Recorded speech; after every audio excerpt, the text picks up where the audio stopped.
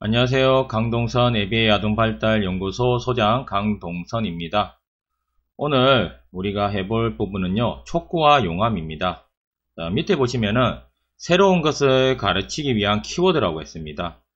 우리 발달장애인 아니면 때로는 비장애인 같은 경우에 무엇인가 새로운 과제를 주게 되면은 그것을 어떻게 해야 될지는 알겠지만은 적절하게 잘 수행하지 못하는 부분이 있습니다. 그럴 때 이 촉구와 용암을 적절하게 활용을 하면 새로운 기술이나 안 그러면은 잘 하지 못했던 부분을 잘하게 하는 여러가지 생활 기술 같은 것을 가르칠 때 많은 도움이 될 거라고 생각을 합니다. 그럼 오늘 강의도 한번 들어가 보도록 하겠습니다.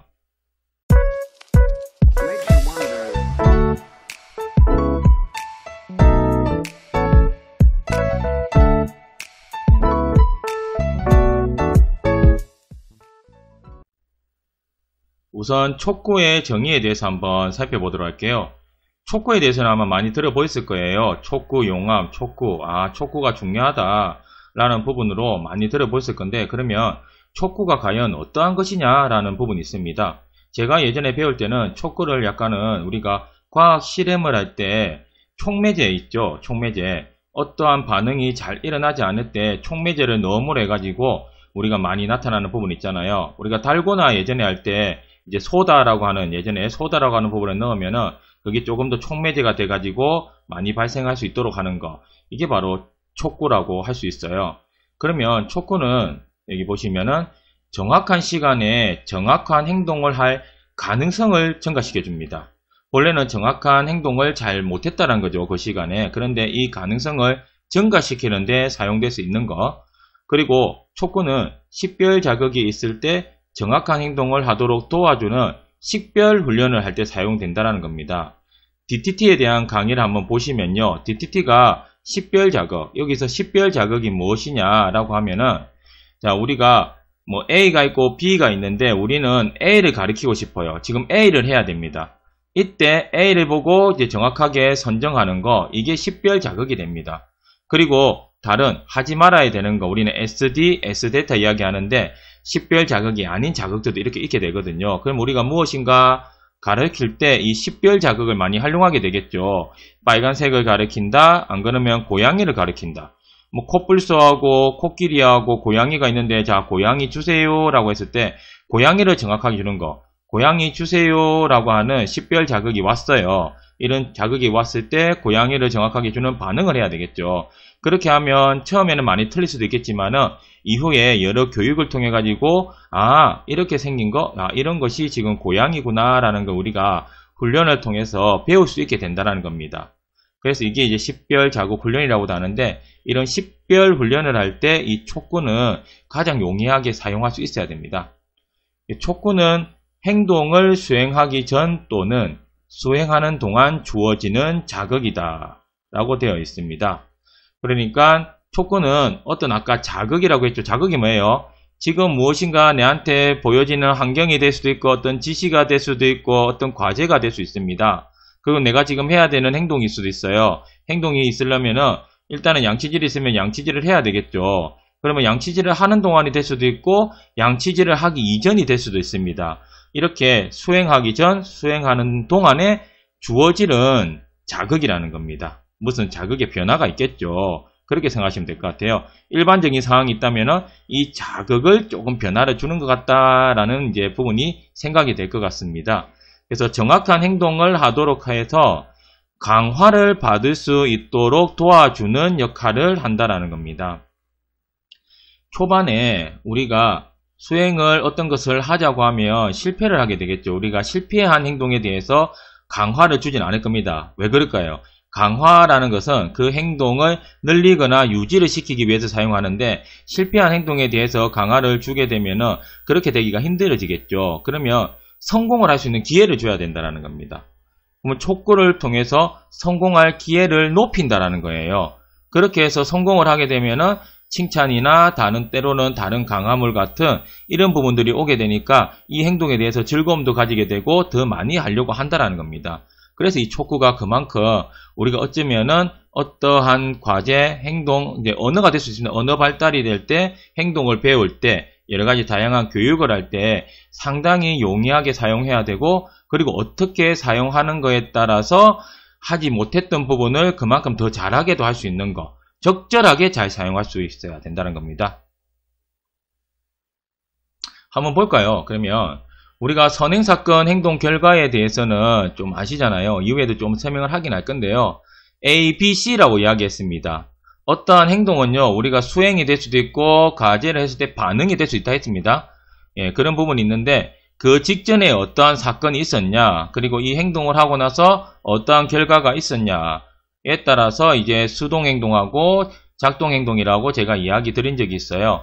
그러면 여기 투수가 공을 던집니다. 타자는 방망이를 정확하게 휘두른다. 타자는 공을 치고 코치로부터 칭찬을 받는다. 이런 강화를 받았기 때문에 앞으로 공을 던지면은 이걸 정확하게 칠 이 확률이 더 많이 높아진다. 이런 개념이 되겠죠. 이렇게 강화를 받았기 때문에. 그런데 우리가 처음부터 이걸 바로 배울 수 없다라는 겁니다. 공을 던졌는데 어떻게 치는지 모를 수도 있고요. 쳤는데 잘 안 맞을 수도 있습니다. 그러면 계속 실패해서 공을 쳐도 안 맞는다면 어떻게 될까요? 아, 나 이제 이거 안 할란다. 포기를 해버릴 수도 있다는 겁니다. 그러면 우리가 이제 과제의 수준을 낮추는 방법도 우리가 쓸 수가 있겠는데, 여기에서 촉구를 주물해 가지고 이것을 성공하도록 할 수도 있다는 겁니다. 그러면 선행사건, 투수는 공을 던진다. 이게 식별자극이에요. 아까 말했죠. 어떤 행동을 하기 전에 우리가 이 상황에서 해야 되는 걸 시그널처럼 알려주는 거 있잖아요. 이게 식별자극입니다. 이 공을 던지면은 정확히 휘둘러야 되겠죠. 그런데 공을 뭐 이렇게 다르게 던진다든가 식별자극 외에 자극이 왔을 때는 정확하게 휘두르지 않겠죠. 그래서 공을 정확하게 던졌을 때 정확하게 휘두르는 거, 이게 하나의 식별자극과 행동이 일어나게 하는 부분이고요. 근데 잘 하지 못하다 보니까 설명이 주어진다는 겁니다. 이후에 보면 알겠지만 언어촉구라고 하는데요. 자, 공이 오면은 공을 끝까지 보고, 자, 팔을 쭉 펴서 공을 휘둘러야 돼. 자, 공을 오면은, 자, 공이 온다. 자, 어떻게? 자, 이러면서 언어적으로 뭔가 설명을 해준다는 겁니다. 그 설명을 듣고 나서, 아, 알겠어. 이렇게 해보자 해서 그게 성공할 수 있다는 겁니다. 그러면 처음에는 잘하지 못하는데 이런 언어 촉구를 통해서 이런 성공적인 결과를 받을 수가 있게 된다는 거죠. 코치의 칭찬을 받게 된다는 겁니다. 자, 여기 이제 용암의 정의에 대해서 한번 알아보도록 할게요. 촉구가 있으면 용암이 꼭 같이 따라와야 된다는 겁니다. 촉구라는 것은 어떤 자극의 변화를 주든 안 그러면 어떤 도움을 주든 아무튼 이제 기본 우리가 일상생활에서 볼 수 있는 그런 부분이 아닐 수가 있거든요. 그럴 때는 성공하지 못한 부분을 성공하게 해주는 것을 촉구라고 하면은, 근데 우리가 일반화라고 하잖아요.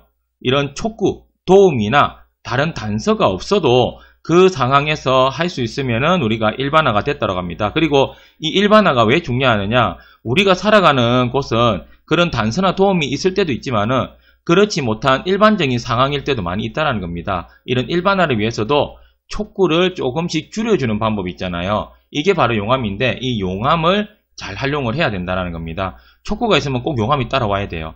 그렇지 않으면은 도움이나 다른 자극에 의해서만 반응을 하고 일반적인 상황에서는 반응을 하지 못하는 그런 결과가 올 수도 있다는 겁니다. 그래서 이 부분은 같이 연계돼서 나타나는 걸 한번 잘 생각해 보시면 될 것 같고요. 식별 자극에 대한 촉구에서 자극 통제로 전이를 하는 방법이다 라는 겁니다. 자, 우리가 식별 자극에 대한 촉구가 있다고 했죠. 그게 아니라 순수하게 자극 통제가 된 상황입니다.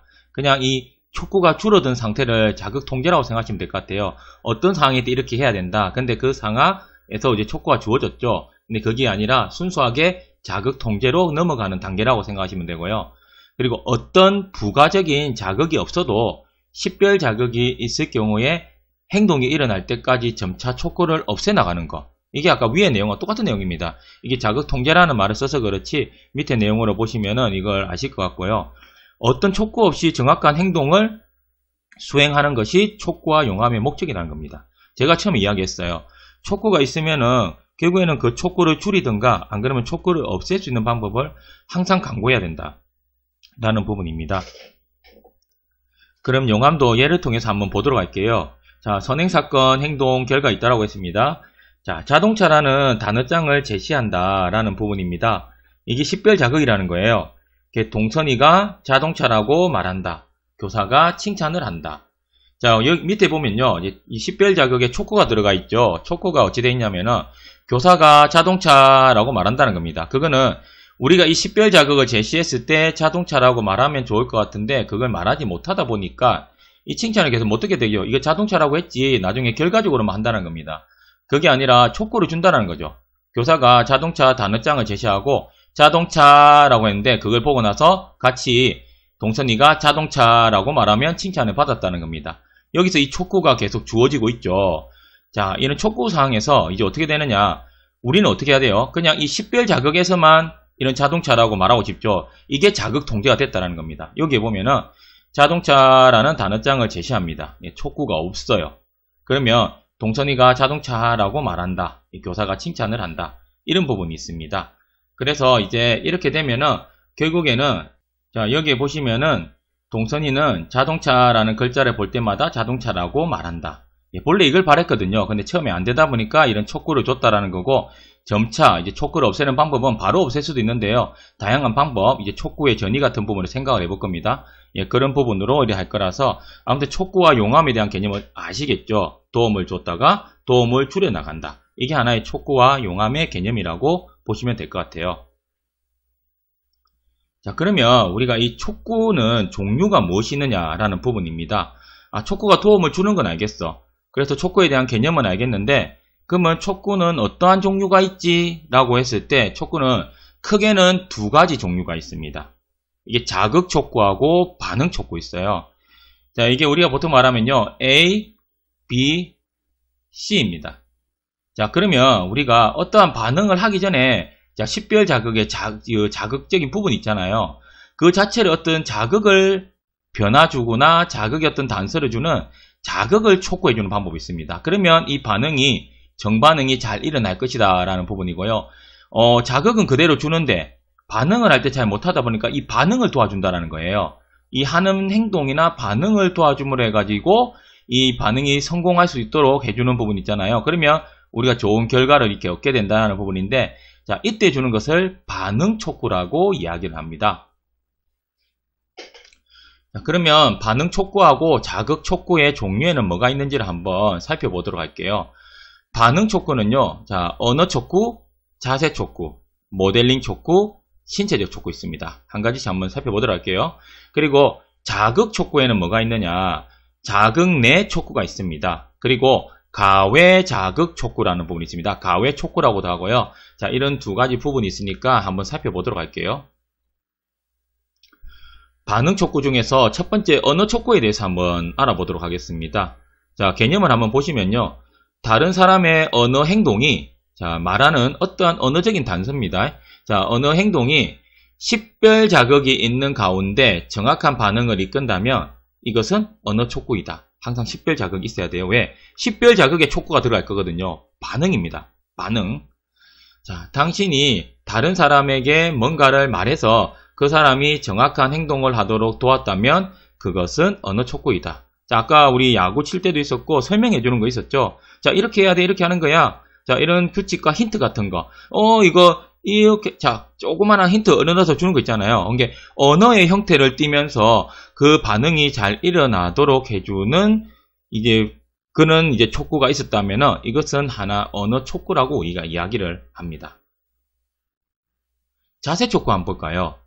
자, 식별 자극이 있을 경우에 어떤 다른 사람입니다. 알겠죠? 다른 사람입니다. 항상 반응 촉구는요, 그래서 기존에 반응을 해야 되는 그 대상이 있다라고 하면은 이 대상에게 도움을 주는 그런 또 다른 사람이 있다라는 겁니다. 그걸 언어, 자세, 이후에 모델링, 신체 이런 형태로 주어진다라는 거고요. 자, 식별 자극이 있는 거예요. 이것도 반응 촉구입니다.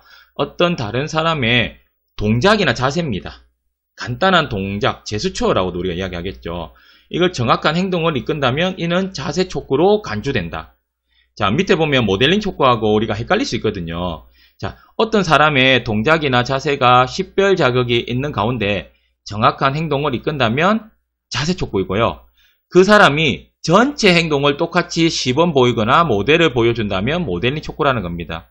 그래서 일부 모델링이 될 수 있는 부분에서 일부 동작만 보여주면 이걸 자세 촉구라고 생각하시면 되고요. 전체 해야 되는 거 있잖아요. 전체 해야 되는 걸 똑같이 보여주면서 이렇게 해봐 라는 부분은 이거는 모델링 촉구라고 생각하시면 될 것 같아요. 자, 여기에 나오죠. 모델링 촉구라고. 다른 사람이 행동을 똑같이 시범 보여준 겁니다. 똑같이 해준다는 거예요.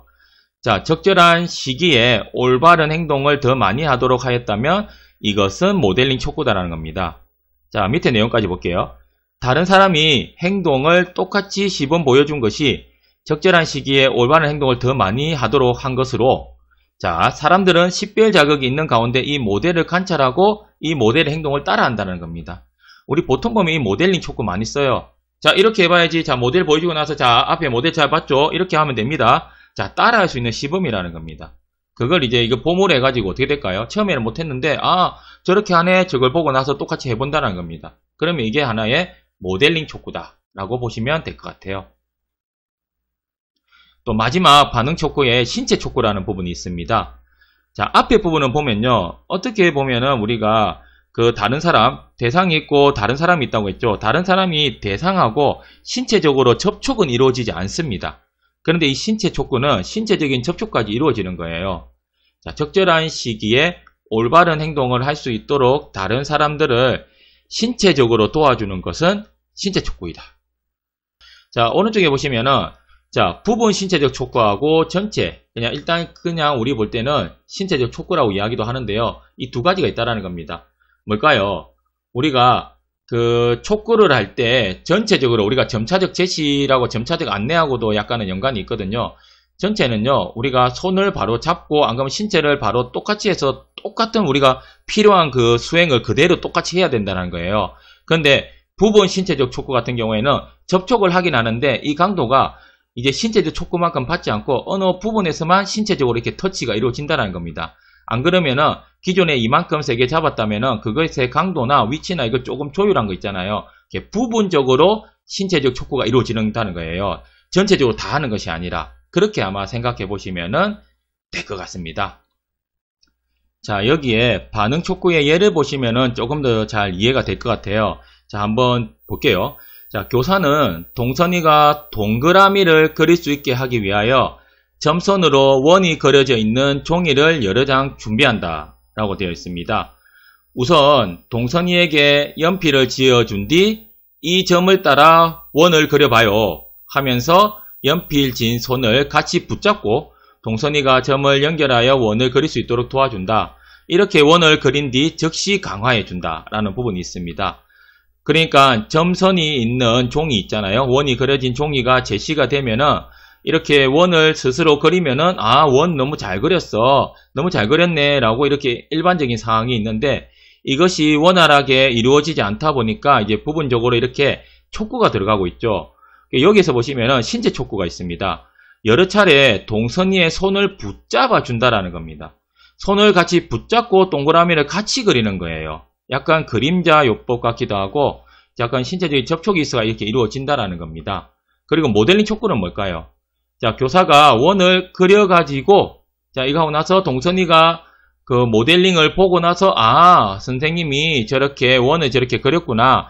나도 이렇게 똑같이 그리면 되겠네 하고 이렇게 똑같이 보고 그렸다. 시범을 보고 그렸다라고 하면 이거는 모델링 촉구가 되는 거고요. 여기서 그러면 자세 촉구는 무엇이냐?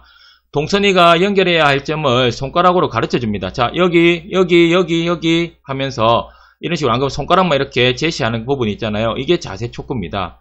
자, 아까 제가 여기라 했는데 보통 이제 우리가 신체 촉구 이런 부분이 있으면 언어 촉구하고 복합적인 촉구를 많이 사용하거든요.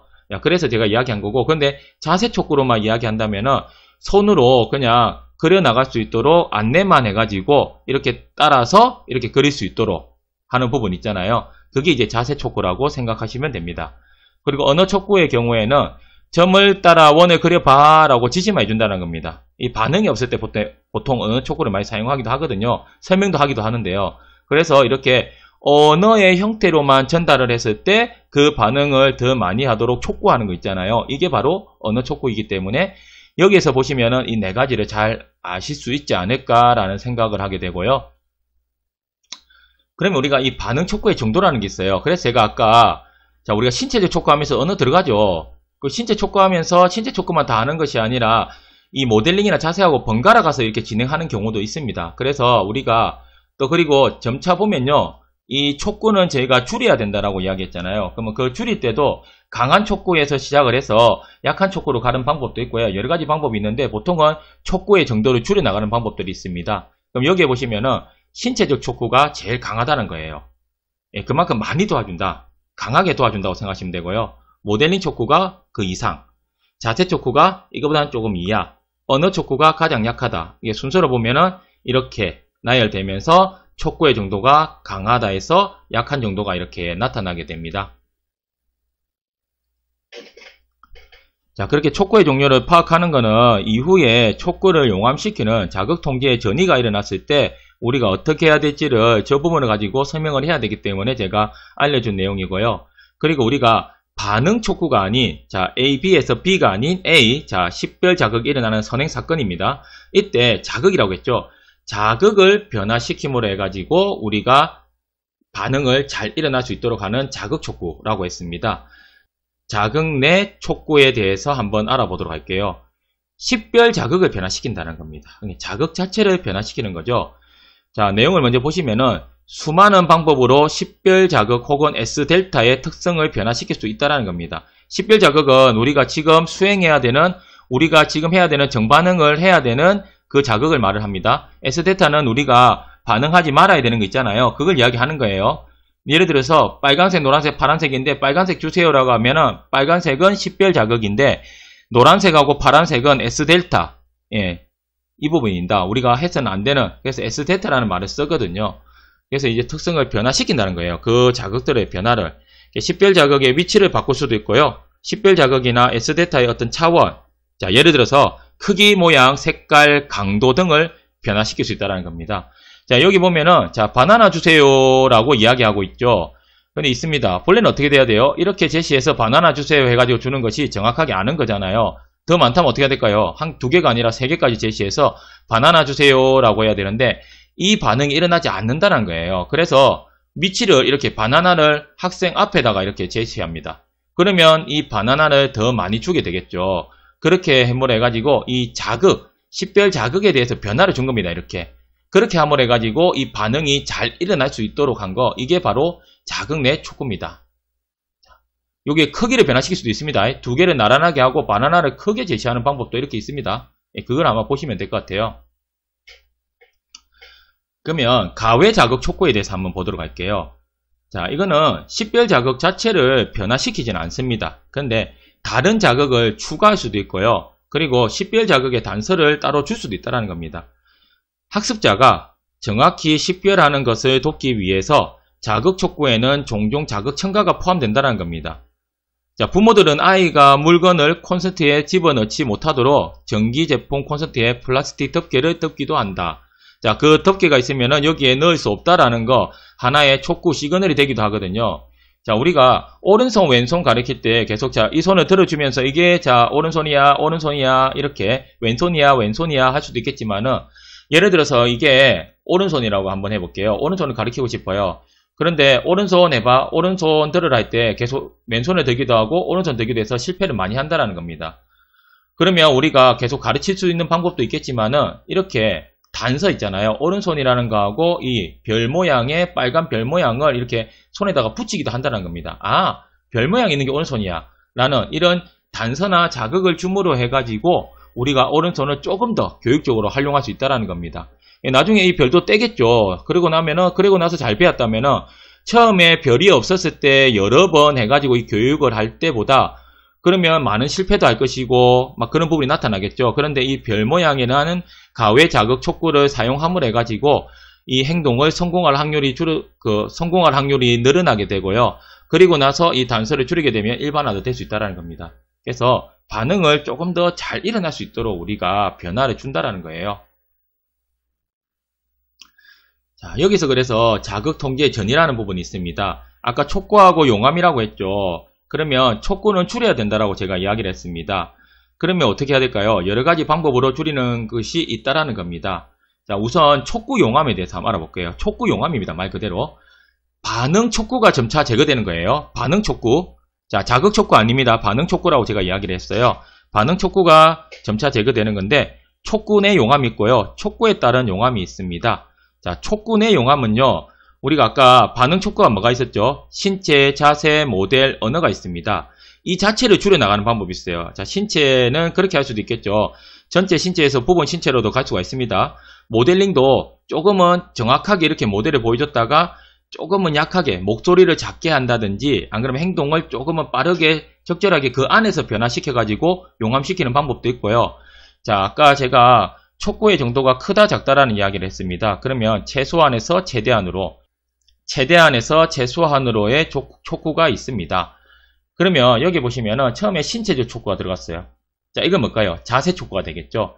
자, 최대에서 최소, 최소에서 최대. 뭐 더 가면은 언어가 있을 것이고 자세 모델링 있으면은 자, 이렇게 낮은 데서 이렇게 간다면은 최소에서 최대가 되고요.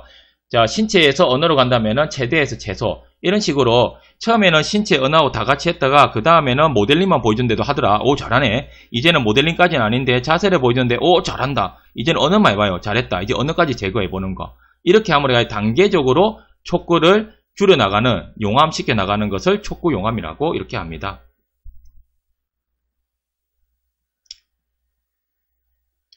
자, 이번에 자극 통제 전이는요. 촉구 지연이 있습니다. 식별 자극이 있은 후에 촉구 없이도 반응이 나타나게 하기 위하여 촉구가 지연되어 제공되는 거라고 했어요. 자, 이 가정 한번 볼게요. 우리가 타겟 시대는 이제 자극이 있습니다. 이 자극이 있는데, 자, 우리 보통 보면은 반응 촉구를 바로 해주죠. 자, 이렇게 해야지 이렇게 보여주고 하는데, 이게 어느 정도 촉구를 하고 나면요. 이게 익숙해질 때가 있어요. 그러면 바로 촉구를 없애는 방법도 있는데, 촉구를 안 하고도 바로 할 때가 있거든요. 그럼 이렇게 3초 딜레이를 시켜보는 겁니다. 그리고 바로 하면 좋고요. 그렇게 일어나지 않으면 촉구를 해보고 안 그러면 1초, 2초, 3초.